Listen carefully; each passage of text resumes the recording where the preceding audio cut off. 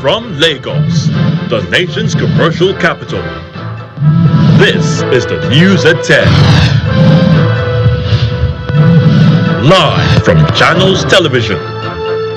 Reporting tonight, Anne Nwawodo.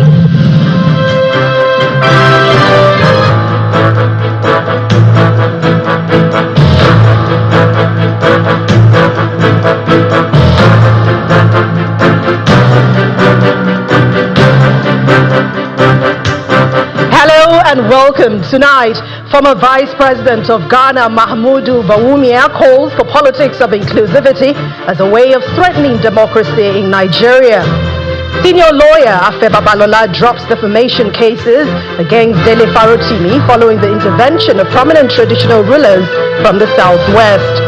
And Israel says that 8 of the remaining 26 hostages due to be released by Hamas during the first phase of the Gaza ceasefire deal are dead. Now on business, President of African Development Bank Akinwumi Adesina says 145 million Africans will have access to electricity by 2030. On sports news tonight, 3-time champions Super Eagles of Nigeria drawn to face teaching politics of inclusivity, as it says the increasing fragility of democracy in Africa and across the world is now a cause for concern in democratic countries. He made this statement at the National Conference on Strengthening Democracy in Nigeria. Mr. Bawumia explains that this will of the people expressed through elections is being truncated by leaders who place their own personal interests above national interest. Strengthening democracy in Nigeria is the thrust of this national conference as political leaders gather to brainstorm on the way forward.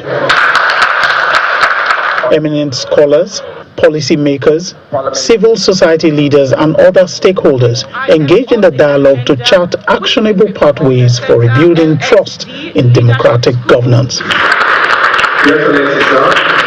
The immediate past Vice President of Ghana is the keynote speaker, and he identifies the challenges.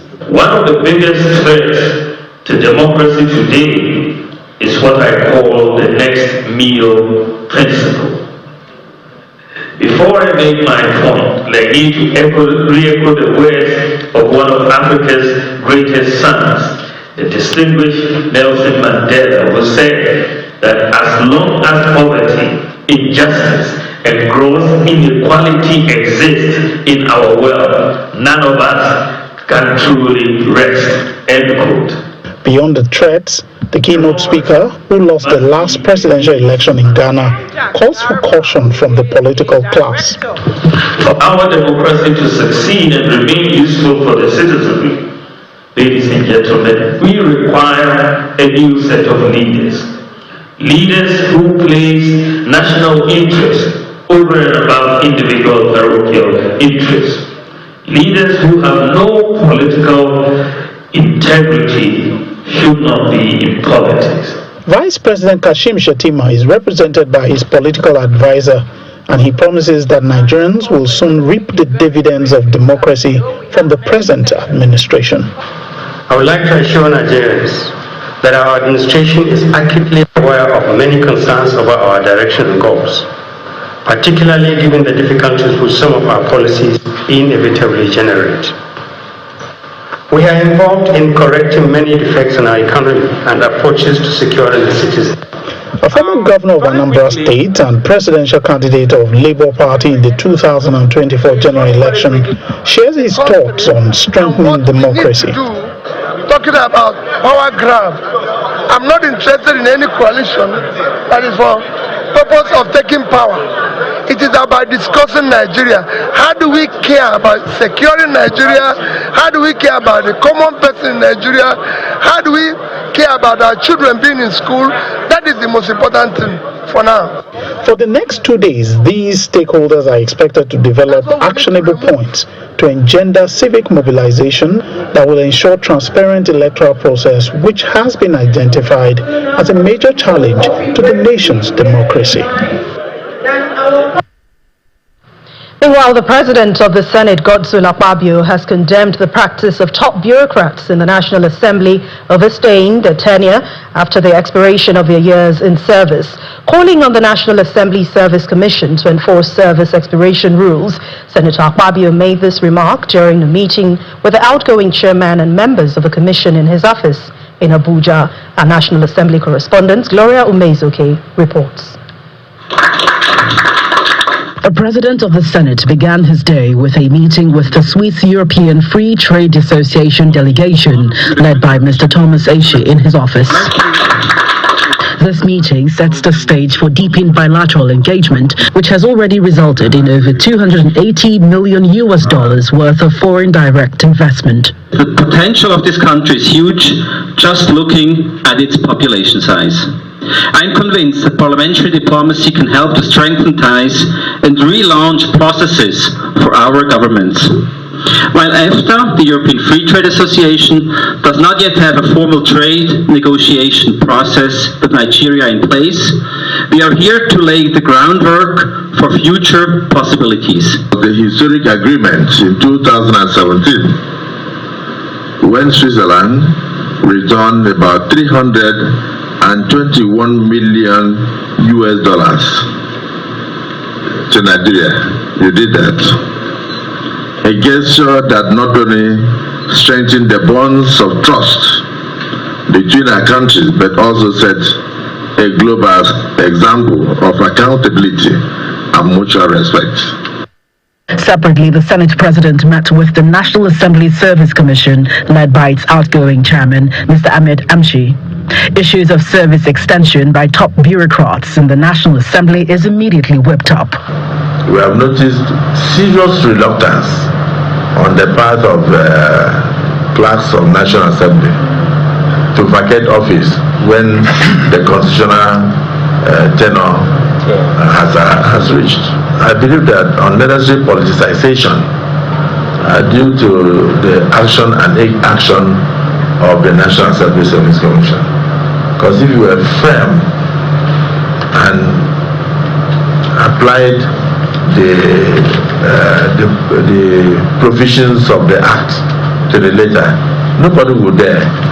Sometimes you are afraid to enforce it. But that's what you should do. As the outgoing chairman seeks greater support from the legislature, the Senate President expressed the belief that better reforms remains a significant step towards transparency in the system. From the National Assembly, Gloria Umezoke, Channels Television News. The Speaker of the Lagos State House of Assembly, Mojisola Miranda, has officially moved into the office of the Speaker at the Lagos State House of Assembly complex. She was accompanied into her new office by members of the State Assembly, where a prayer session was held for a smooth leadership of the Assembly. However, today's plenary did not hold. It's been adjourned to a later date by the leadership of the State House of Assembly. The road leading to the Lagos State House of Assembly complex is calm, with light security presence. Moving closer to the State Assembly, a few more police officers can be seen around the entrance gate, allegedly constructed with 17 billion naira by the former Speaker, Mr. Mudashiru Obasa. A billboard within the area shows a vivid description of the new leadership, indicating a change of guard in the affairs of Lagos Assembly. Before gaining access to the Assembly premises, a security check must be obeyed by anyone and everyone.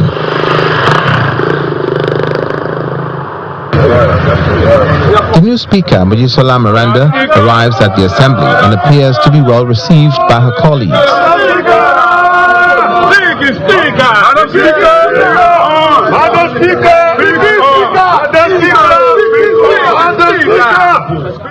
Thereafter, a group photograph is taken suggesting a united assembly.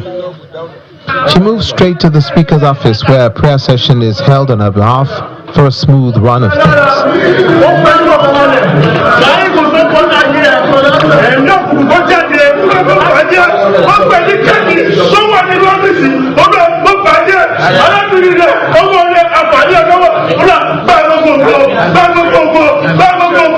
Meanwhile, a large number of the Assembly members were present for today's proceedings, which was, however, adjourned.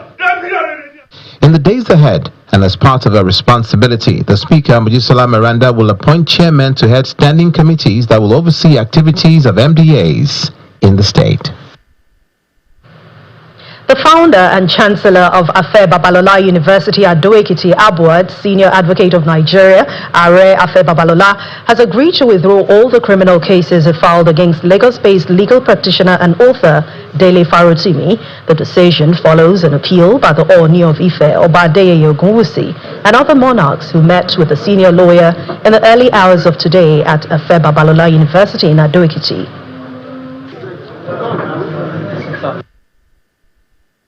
All of us, as traditional rulers, we all came together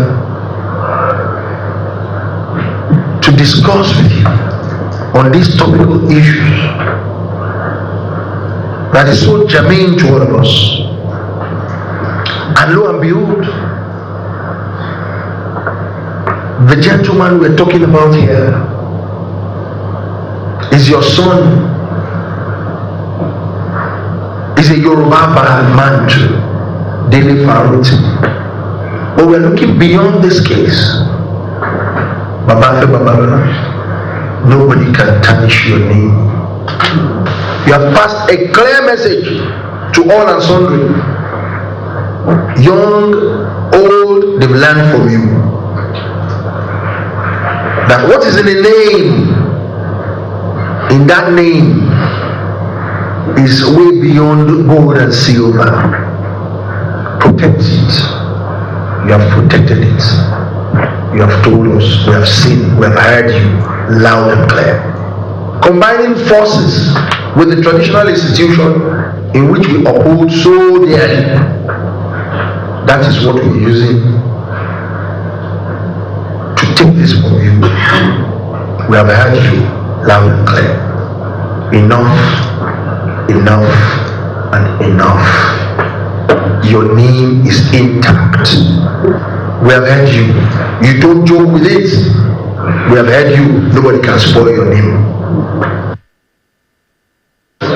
Are Babalola, who reiterated the importance of the Yoruba traditional institutions, says he had earlier rejected every appeal to take the suit out of court because the allegation that he won these cases through corruption strikes at the bottom of everything he stands for. I am the chairman of Transparency International, based in Germany, over corruption. I've given lectures alongside with Obasanjo and others around Africa. You can see my speech in Cotonou, everywhere. They are printed. For one to come and say, I won my cases through corruption, strikes at the bottom of all I am. That was why I rejected every appeal to take the case out of court. There is nothing I'm going to gain by his imprisonment. If I sue him, there's something I'm going to gain from any so-called damages. I am not in quest of more wealth. No. Rather, on how to spend what I have for the benefit of others. When Obasanjo wrote and came here, I said no. When Uka phoned and came, I said no. I have the letters here. But on this occasion, I say yes.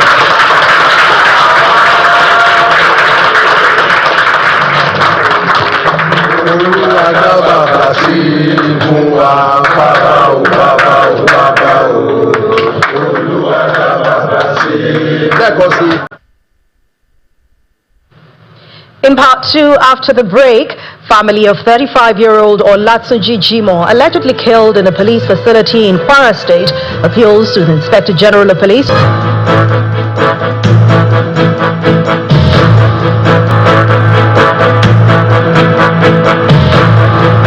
Welcome back. If you just joined us, you're watching the news at 10, coming to you live from Lagos on Channels Television. A reminder of our main stories. Former Vice President of Ghana, Mahamudu Bawumia, calls for politics of inclusivity as a way of strengthening democracy in Nigeria. Senior lawyer Areafe Babalola drops defamation cases against Dele Farotimi following the intervention of prominent traditional rulers from the southwest.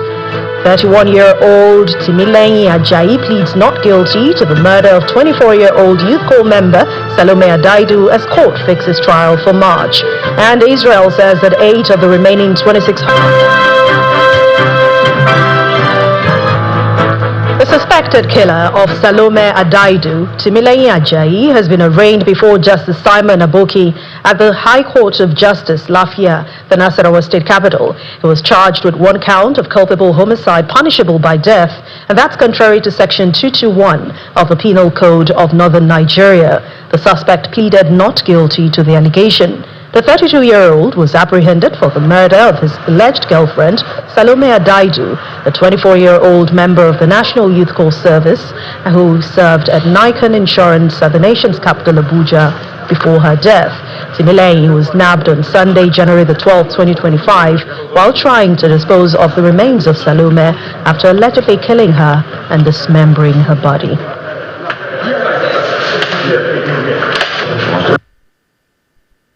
Mr. Timileyin Ajayi was properly arraigned before this honorable court on the 1 count charge of culpable homicide punishable with death.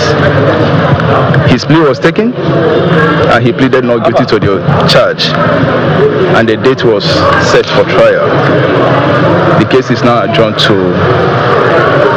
the 17th to 28th day of March for trial. The court is desirous of giving it a speedy trial, accelerated trial, and it's a welcome development. We have overwhelming evidence to sustain the charge, and we are optimistic that the justice will be done. It's my place to defend him. The essence of the work of the defense counsel is to ensure that the prosecution does their own work legally well, which is to prove the case beyond reasonable doubt. So I'm here to make sure that the law is fulfilled. Staying with security, the family of 35-year-old Olatsunji Jimo, allegedly killed in a police facility in Kwara State, is appealing to the Inspector General of Police to transfer the case out of the state. They say they do not have confidence in the Kwara State Police Command to serve justice to the erring policemen.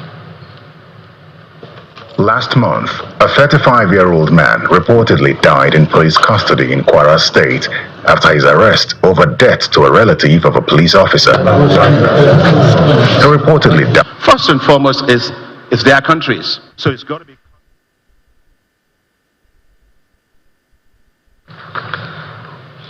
We sincerely apologize for that technical glitch. We head over to our Abuja studios now, where Maokwe Ogun Yusuf is standing by to give us more on the news at 10. Hello, Maokwe. Hello, and well, we're starting with a regional story. The European Union is urging the Economic Community of West African States to reconsider its decision on the alliance of Sahel states. The EU head of delegation to Nigeria, Mr. Gauthier Mignon, made the appeal during a media luncheon in Abuja. Mr. Mignon wants ECOWAS to adopt a new approach in its dealings with Burkina Faso, Mali, and Niger. In his maiden media interaction, he also pledged his commitment to enhance stronger partnership with President Bola Tinubu.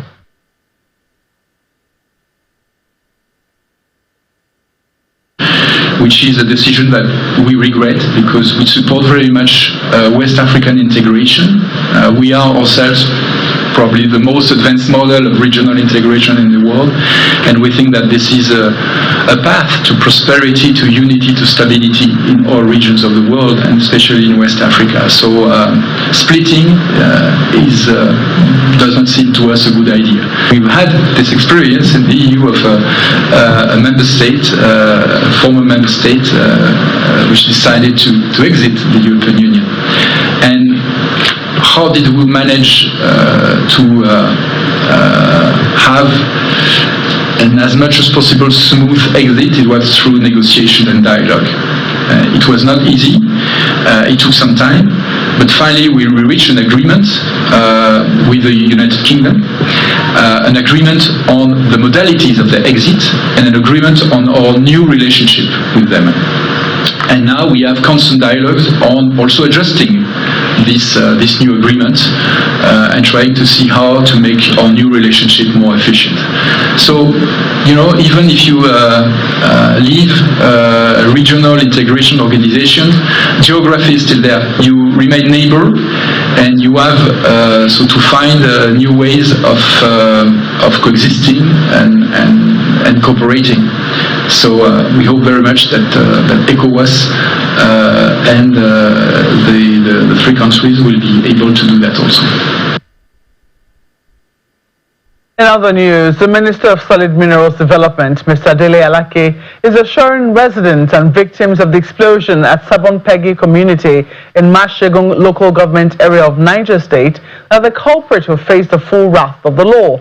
According to a statement from the Special Assistant on Media to the Minister, Segun Tomori, the security agencies have been put on the trail of the suspected culprit, expressing confidence that he will be apprehended soon. The statement adds that the incident was caused by the illegal stockpiling of explosives. The minister expresses his deepest condolences to the victims, describing the incident as avoidable given the negligence surrounding the handling and illegal storage of explosives by the alleged culprit. The statement adds that the minister has directed relevant ministry officials, including the Mines Inspectorate Department, to carry out forensic analysis of soil samples collected from the blast site to determine the source of the explosives, which will guide the next course of action.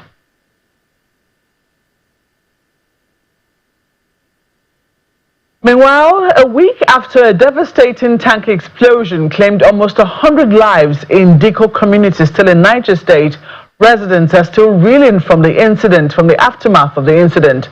The disaster, which also left 69 persons injured, affected shops and other places of business. Channels Television visited the grieving community to gauge the situation a week after the incident. This is Diko community in Gurara local government area of Niger State, north-central Nigeria. This bustling transit point connects Nigeria's northwest region to the southern part of the country. It's a major stopover for drivers of heavy-duty vehicles. Saturday, January 18th, is one day members of the community will not forget in a hurry, following the tanker explosion that claimed almost 100 lives. Aside from the death, shops were destroyed in the inferno. Business owners who were affected are counting their losses and the impact on their livelihood. We have suffered plenty of losses, especially small business owners. I have lost over 3 million naira, including my wood cutting machine.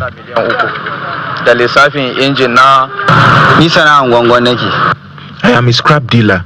I had serious losses, which is estimated at over 1 million naira. The Umaru Musa Yaraja Health Center is located just a few kilometers from the site of the incident, and it was overwhelmed by victims. The government has commenced a major repair and upgrade of the health center owing to its strategic position. So we took delivery of our 28 patients, but fortunately some die, and we refer some, and some of the patients, their relations took them away. We've been playing a vital role in terms of accident cases, because when you look at it, the hospital is situated at the major road that come from all these northern and other side of the places. And recently, with the recent development we have from the governor, in fact, we are so impressed and so happy, because if this place come to be the way they wanted it to be, most of our patients that we refer to Gwagwalada National Hospital should be taken care of here.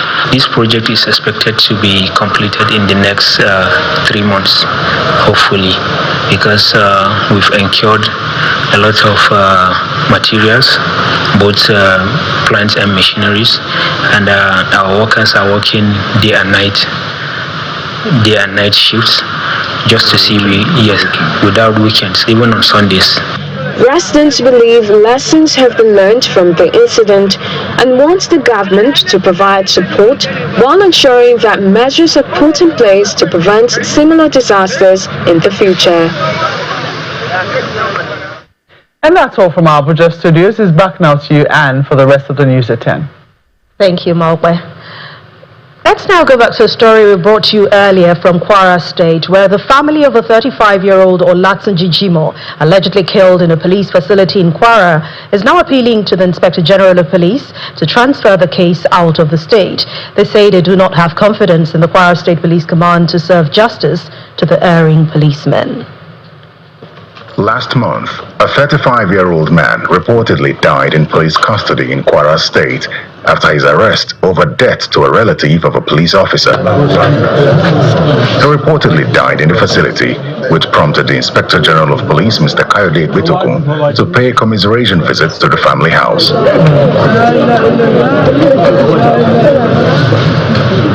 Mr. Igbitokun assured the relatives that justice would be done as soon as the investigation was concluded. I've given necessary directives to the Commissioner of Police, and we are going to get to the root of this incident. I assure you that we'll find out the truth about his death and we'll make it public. But I want to appeal to the people to be calm. Let us not jump into conclusions about what happened. I have received the report of the Commissioner of Police. I have seen things myself at the police headquarters. I'm already forming my opinion, but I'm not concluding. I'm going to wait for the outcome of the investigation. However, over a month after the visit, the family raises alarm over the delay in the release of the autopsy results. We are demanding the immediate release of the autopsy results and pleading with the Nigerian police to charge the perpetrators to court because justice delayed is justice denied. The report is out, and what we have in the report clearly stated that our man Olatuji's death was not as a result of him hanging himself. They may come up and be telling us now that, oh, the guy died of heart attack. They may come up and tell us that, no, the guy slumped. My good people, we are no longer morons. Somebody that died of heart attack will not be gushing out blood anywhere. They also ask Governor Abdurrahman Abdurrazak of Kwara State to intervene in the case as the Chief Security Officer of the state. Still ahead on the news at 10, President of the African Development Bank, Akinwumi Adesina, says 145 million Africans will have access to electricity by the year 2030. Now that's in business news. Please join us again.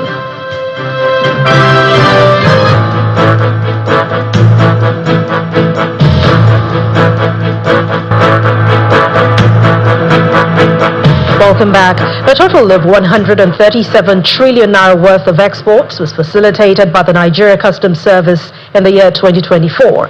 The Controller General of the Nigeria Customs Service, Mr. Adewale Adeniyi, gave this figure at an event to mark the World Customs Day in Abuja. Mr. Adeniyi adds that 60 trillion naira imports were recorded within the same period.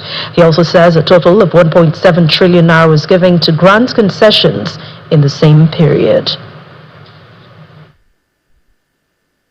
The Controller General of the Nigeria Customs Service is leading officers of the service to the 2025 World Customs Day celebration. He is joined by the Chief of Defense Staff, General Christopher Musa, and other military and paramilitary organizations.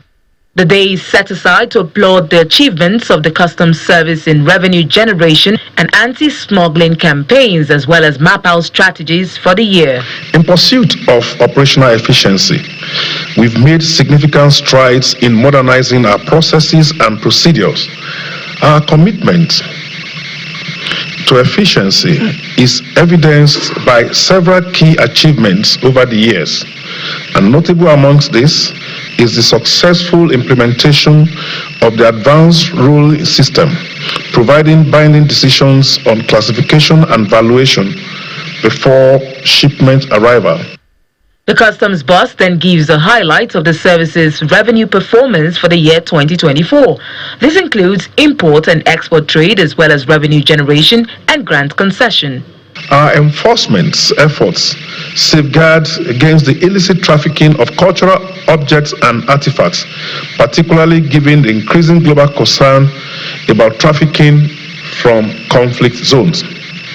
And 3 is the issue of drug trafficking. We have intensified our response to evolving narcotics threats, particularly addressing the shift from traditional narcotics to pharmaceutical and synthetic drug abuse. The Chief of Defense Staff pledges to cooperate with the service in the area of strengthening border security.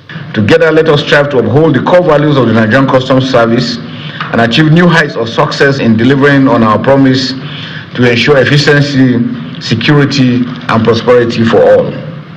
As the Chief of Defense Staff, I'm proud to say that the Nigerian Armed Forces will sustain the support to the Nigerian Customs Service to promote the security and prosperity of our dear nation. 17 custom officers and 4 private sector stakeholders received awards for their roles in achieving efficiency and transparency in revenue collection. The honor is expected to serve as boost for them to do more in the new year. President Bola Tinubu is set to announce a dynamic compact initiative to help push the drive to provide more energy for the African continent. The special advisor to the president on energy, Olu Verenjen, also was speaking on the sidelines of the ongoing Africa Heads of State Energy Summit in Tanzania, outlining some of the plans of the federal government to ensure targeted energy subsidies to the poor and vulnerable.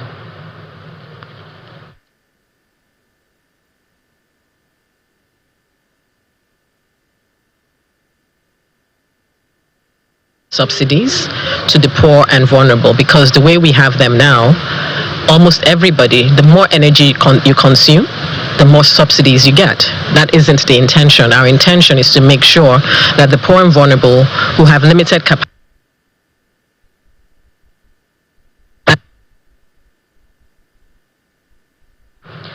Let's now join Will Ebong for more in the world of business.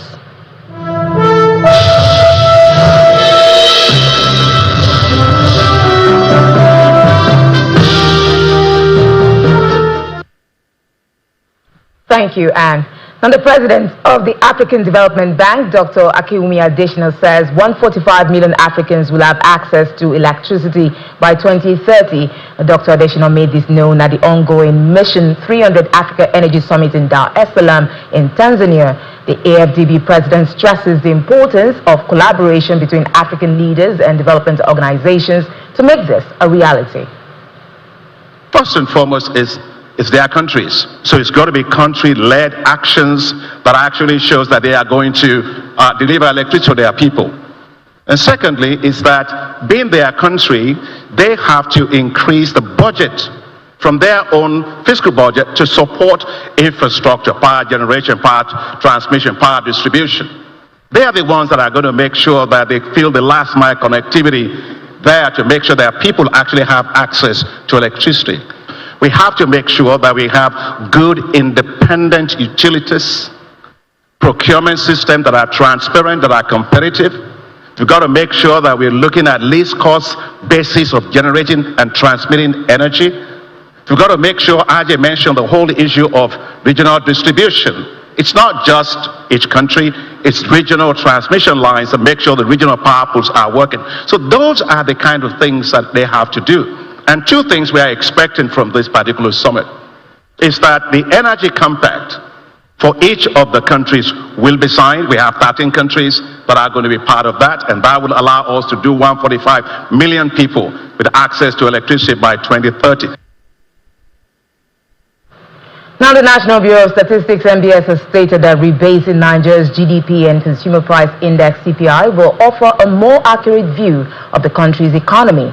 The Statistician General, Mr. Semio Adenio, made this announcement during a special session with the civil society organization community in Abuja. He explains that rebasing is crucial for capturing new industries and shifting consumption trends, ensuring that economic indicators reflect current realities. Mr. Deniro highlights that the rebasing process will enhance policymaking, strategic planning, and governance by aligning economic measurements with the country's evolving economic dynamics, especially in sectors like technology, services, and manufacturing. Move on to the Central Bank of Nigeria, which has released the Nigerian Foreign Exchange Code to reduce risk and enhance the country's financial sector. According to the CBN, the code is based on global best practices and aims to improve market integrity and transparency. The code seeks to strengthen Nigeria's FX market by promoting a fair, efficient, and liquid trading environment in line with the country's flexible exchange rate regime.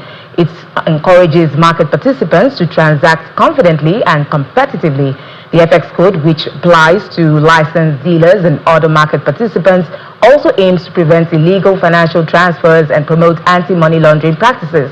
Meanwhile, the Central Bank of Nigeria has instructed FX market participants to submit a compliance report on their adherence to the Nigeria FX code by January 31, 2025.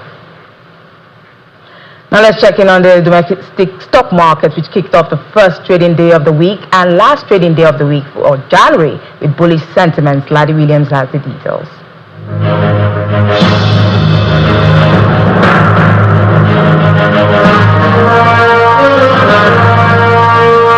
Hello and welcome to the stock market report. Well, Nigeria's stock market outperformed major asset classes today with the likes of Bitcoin, oil, US futures taking a major hit today. But no, not the all-share index here, 0.79% advance starting the last trading week of January up. Market cap 64 trillion. And we see the banks contributing to that. To the tier 1 banks on fire, 7.84% jump for FBNH, GTCO 1%. Axis score 9.88%, getting on the top gainers counter. We also see Zenith Bank there, 0.55%.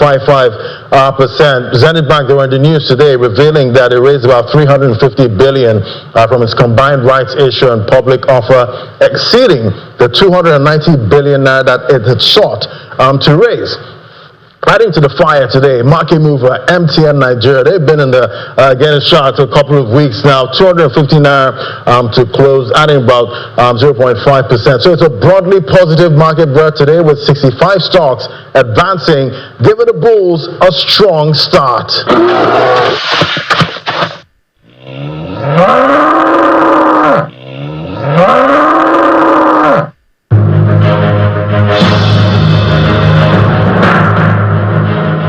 Thank you, Laddie.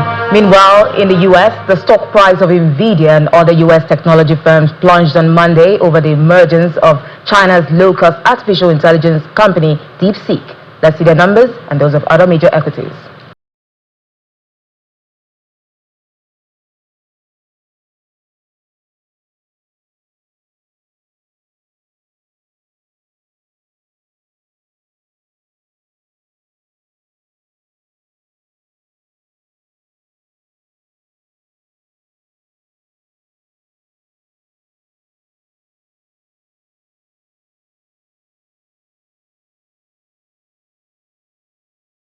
And that's a wrap on business, and it's back to you.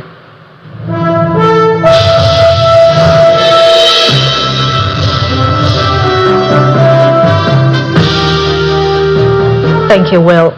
The 6th Division of the Nigerian Army in Port Harcourt, the River State capital, now has a new general officer commanding. His Major General Eric Emeka. The official handover ceremony took place over the weekend at the 6th Division headquarters in Port Harcourt. Major General Emeka, who took over from Major General Jaman Abdulsalam, promises to enhance security in the Niger Delta region and beyond. Our correspondent Deborah Balama reports. The handover ceremony begins with the usual military guard of honor at the 6th Division headquarters of the Nigerian Army in Port Harcourt, the River State capital. Outgoing General Officer Commanding 6th Division Nigerian Army. Next, the outgoing General Officer Commanding Major General Jamal Abdulsalam addresses officers and men of the division, urging them to sustain the tempo with the new GOC, Major General Eric Emeka. We have done a lot because of all your dedication and hard work. You know, our main aim of being in this place is to safeguard critical national infrastructure and ensure sustenance of oil production for the benefits of our country. At the handover briefing, Major General Abdul Salam also had words of advice for the new GOC, Major General Eric Emeka, and officers of the division. We have achieved a lot during this period. We have almost doubled the oil output from what met it to what it is today. It's a lot. However, we have not reached the promised land, and the promised land is already 2.3 million barrels per day, which is very close. Shortly after the handover, Major General Emeka, who also doubles as the land component commander of the Joint Task Force Operation Delta Safe, assures of his commitment to tackle oil theft, pipeline vandalism, and other security threats. Sir, what is it that you have done for the course of time you not do? Let us start from there. When I start from there, that continuity will not happen. As Major General Eric Emeka takes charge of the division, as well as the land component of the JTF Operation Delta Safe, he promises to build on the achievements of his predecessor by deploying his leadership skills to further enhance security in the Niger Delta region, especially by safeguarding Nigeria's crude oil assets, as well as the maritime environment. Deborah Abalama, Channels Television News. Still to come on the news at 10, Israel says 8 of the remaining 26 hostages due to be released by Hamas during the first phase of the Gaza ceasefire deal are dead. And that's on Foreign Scene. Please join us again.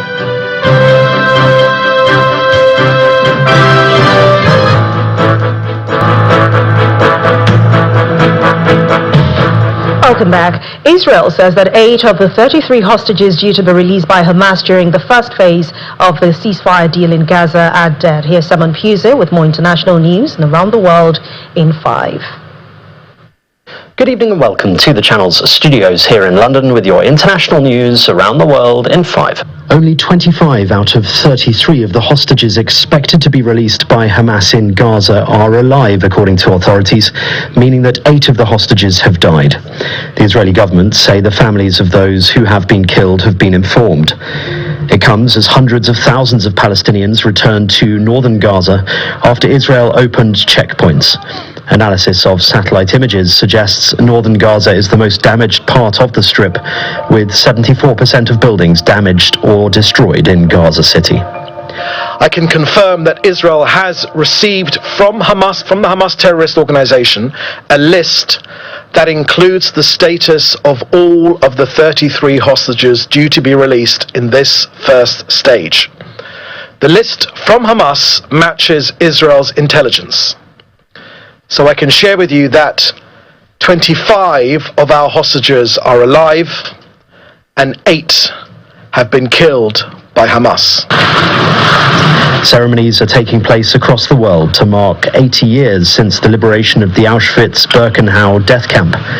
About 50 survivors returned to the site to lay wreaths and candles, and some gave speeches at a service in the camp, which was attended by world leaders. King Charles says it is a somber and indeed a sacred moment, as he told a side event in Krakow that the responsibility of remembrance rests on our shoulders. Some 1.1 million people, most of them Jews, were murdered at the Auschwitz complex, making it the site of the largest mass execution of human beings ever recorded. The liberation of Auschwitz is both a somber and indeed a sacred moment. It is a moment when we recall the 6 million Jews, old and young, who were systematically murdered, together with Sinti, Roma, disabled people, members of the LGBT community, political prisoners, and so many others upon whom the Nazis inflicted their violence and hatred. A looming trade war between the US and Colombia appears to have been averted after the Colombian government agreed to allow US military flights carrying deported migrants to land in the country. The spat erupted on Sunday when President Gustavo Petro barred 2 military planes carrying Colombians deported from the US from landing. The Trump administration responded by threatening to slap punitive tariffs on Colombian exports to the US. Rebels say they have taken control of Goma in the Eastern Democratic Republic of Congo, although this has been denied by the government. Residents shared videos of M23 rebels patrolling Goma's main streets following a lightning advance against the Congolese army on Sunday that saw tens of thousands of people fleeing neighboring towns. After hours of gunfire and explosions, the streets of Goma, home to more than 1 million people, are now quiet, according to local media. It comes after the Democratic Republic of Congo's foreign minister accused neighboring Rwanda of declaring war by sending its troops over the border to support the M23. Authoritarian Belarusian leader Alexander Lukashenko has secured another victory in an election labeled by Western governments as a sham. The Central Election Committee stated on Monday that Lukashenko won 86.8% of the vote and that turnout was almost 87%. There were 4 other names on the ballot carefully chosen to present no challenge to the current leadership. No independent observers monitored the vote either. The EU's foreign policy chief said the election had been a blatant affront to democracy, while the Kremlin spokesperson congratulated his close ally on his solid victory. And shares in major US technology firms have fallen steeply in value after the sudden emergence of a low-cost chatbot built by a Chinese artificial intelligence firm. The DeepSeek app, which was launched last week, has overtaken rivals, including ChatGPT, to become the most downloaded free app in the United States.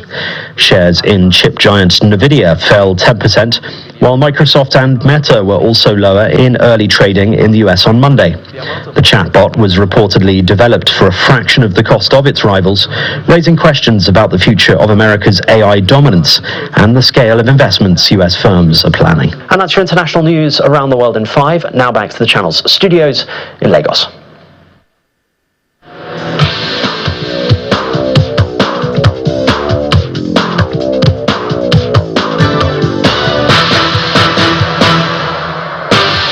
Thank you, Simon. Welcome to Sports News. The Super Eagles of Nigeria have been drawn in Group C of this year's African Cup of Nations. The 3-time champions will face former champions Tunisia and East African nations Uganda and Tanzania. The Super Eagles will begin their campaign against Tanzania. The Super Eagles were losing finalists at the last edition held in Cote d'Ivoire. Meanwhile, the Confederation of African Football has announced 9 stadiums that will host matches at the 2025 African Cup of Nations scheduled from December 21st, 2025 to January 18, 2026 in Morocco. CAF said it selected the venues in conjunction with the local organizing committee and Morocco Football Federation. 4 stadiums in Rabat will host the competition, while Casablanca, Agadir, Marrakesh, Fez and Tangier will present 1 stadium each. Spain's Euro 2024 winning coach Luis de la Fuente has extended his contract until 2028. The coach has been in the post since 2022, guiding Spain to the Nations League title in 2023 and then to victory against England in last year's Euros finals. The Spanish Football Federation said his contract extension includes the 2026 FIFA World Cup in the United States, Canada and Mexico, and Euro 2028 in Britain and Ireland. The 63-year-old will start their 2026 FIFA World Cup qualifying campaign later this year after the completion of the Nations League, in which they faced Netherlands in the quarterfinals in March. And Tottenham Hotspur have dropped a huge hint that head coach Ange Postecoglou will be in charge for their next game. Postecoglou has been under huge pressure amid a disastrous run of just 1 Premier League win in their last 10 games. His side's next clash is against Elfsborg in the UEFA Europa League on Thursday. And the club have confirmed that Postecoglou will be in front of the media at a pre-match conference on Wednesday. Tottenham Hotspur sits 6th in the Europa League table, and a win against their Swedish opponent guarantees their spot in the round of 16.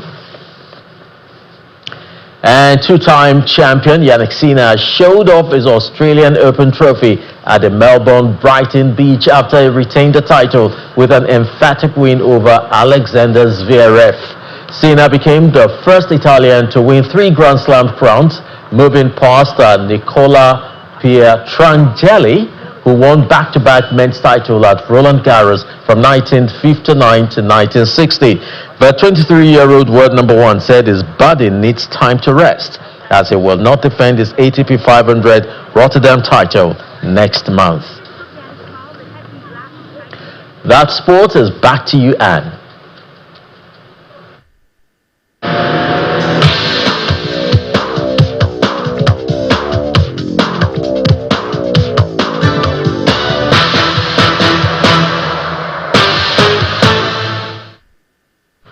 Thank you, Chris. And the main news again. Former Vice President of Ghana, Mahamudu Bawumia, today called for politics of inclusivity as a way of strengthening democracy in Nigeria. Mr. Bawumia, who was the keynote speaker at a conference in Abuja today, also said he conceded defeat in his country's last presidential election to douse tension in the land. We also told you that a senior lawyer, Afe Babalola, has dropped the defamation cases against Dele Farotimi following the intervention of prominent traditional rulers from the southwest. And Israel has announced that 8 of the remaining 26 hostages due to be released by Hamas during the first phase of the ceasefire deal in Gaza are dead.